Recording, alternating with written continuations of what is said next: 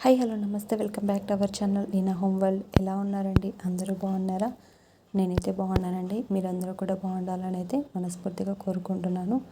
మీలో ఎవరైనా కనుక నా ఛానల్ని మొదటిసారి చూస్తున్నట్టయితే ప్లీజ్ సబ్స్క్రైబ్ చేసుకోండి. ఇది వచ్చేసి ట్యూస్డే వ్లాగ్ అనమాట. ట్యూస్డే రోజైతే మార్నింగ్ లంచ్ బాక్స్ ప్రిపరేషన్ అంతా కూడా ఈ వ్లాగ్లో నేను షేర్ చేసుకుంటున్నాను అనమాట.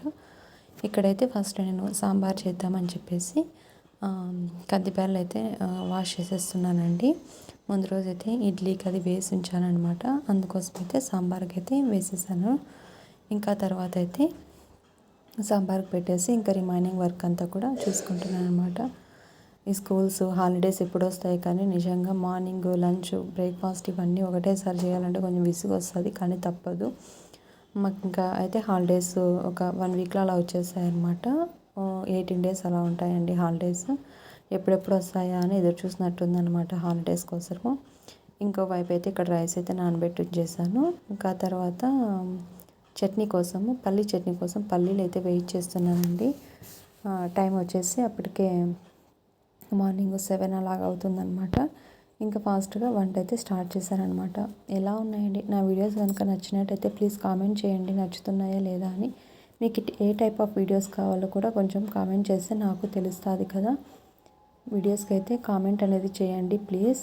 ఇక్కడైతే పల్లీలు అనేది వేయించేస్తున్నాను అనమాట. పల్లీలు వేయించేసిన తర్వాత పచ్చిమిర్చి కూడా వేయించేసుకుంటున్నానండి. ఇంకా తర్వాత వచ్చేసి బ్రేక్ఫాస్ట్ కింద ఇడ్లీ అని చెప్పేసాను కదా, ఇడ్లీ అయితే చేసేస్తున్నాను. ఇంకా సాంబార్ కోసం బ్యాలలు పెట్టి ఉంచాను. వెజిటేబుల్స్ అయితే ఇక్కడ కట్ చేసుకుంటాను అనమాట. ఈ వీక్ ఏంటంటే వెజిటేబుల్స్ అనేటివి పోయిన వారం అయితే మార్కెట్కి వెళ్ళలేదన్నమాట. ఇంకా ఉన్న వెజిటేబుల్సే వేసేస్తున్నాను. అవి కొన్ని ఉన్నాయి. ఇంకా కొన్ని అయితే ముల్లంగి పైన ఇలా స్కిన్ అలాగ అయిపోయింది, కానీ పీల్ చేసేసామంటే బాగుందన్నమాట ముల్లంగి.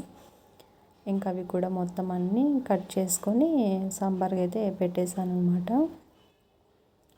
మనకి సాంబారు ఒక్కొక్కసారి ప్లెయిన్ సాంబార్ కూడా చేస్తూ ఉంటాను, ఒక్కొక్కసారి వెజిటేబుల్ సాంబార్ చేస్తూ ఉంటాను. ఇంక ఇదేంటంటే మధ్యాహ్నం ముద్దలోకి కూడా సరిపోతుంది కదా అని చెప్పేసి వెజిటేబుల్ సాంబార్ చేస్తున్నాను. ఇంకా ఇక్కడైతే అన్నం కూడా బాయిల్ అయిపోతుందండి. కుక్కర్ ఏంటో సరిగ్గా పని చేయడం లేదనమాట. విజిల్ అసలు రావడం లేదు సరిగ్గా. కొత్త కుక్కర్ తీసుకుందాం అనుకుంటేమో కొంచెము ఇబ్బందిగా ఉంది. ఇంకా అందుకోసం అని చెప్పేసి దాన్నే నేను యూజ్ చేస్తున్నానండి. ఇంక ఇక్కడ శనగిత్తనాలు పొట్టు అయితే తీసేస్తే చట్నీకి అయితే మిక్సీ పట్టేస్తున్నాను అనమాట.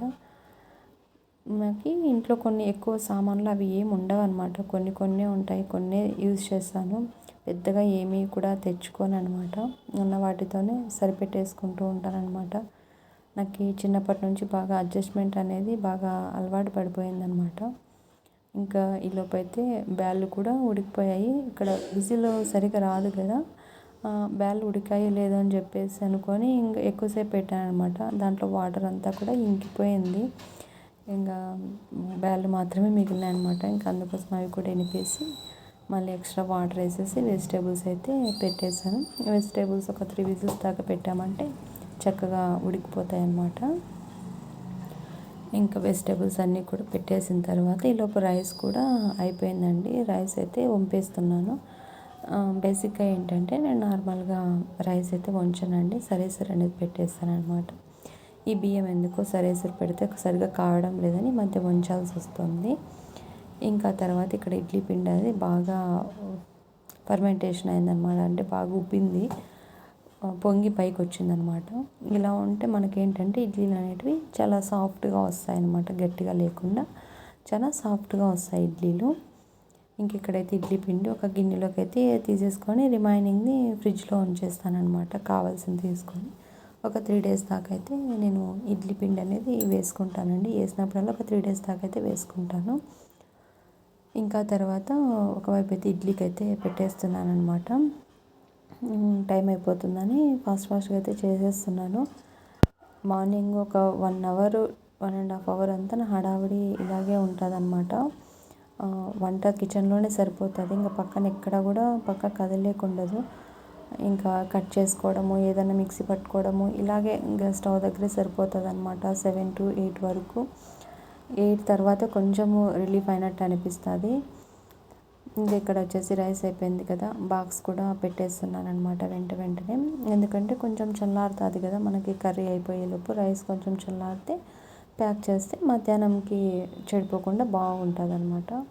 ఇంకా అవైతే పక్కన పెట్టేసి, ఇంకా తర్వాత అయితే ఇక్కడ అల్లము తెల్లగడ్డ అనేది నేను రోట్లో దంచుకుంటానండి. ముందుగా పేస్ట్ చేసి అలాగేం పెట్టుకోను, ఎప్పటికప్పుడు ఇలాగ రోట్లో దంచేసుకొని పెట్టేసుకుంటానమాట.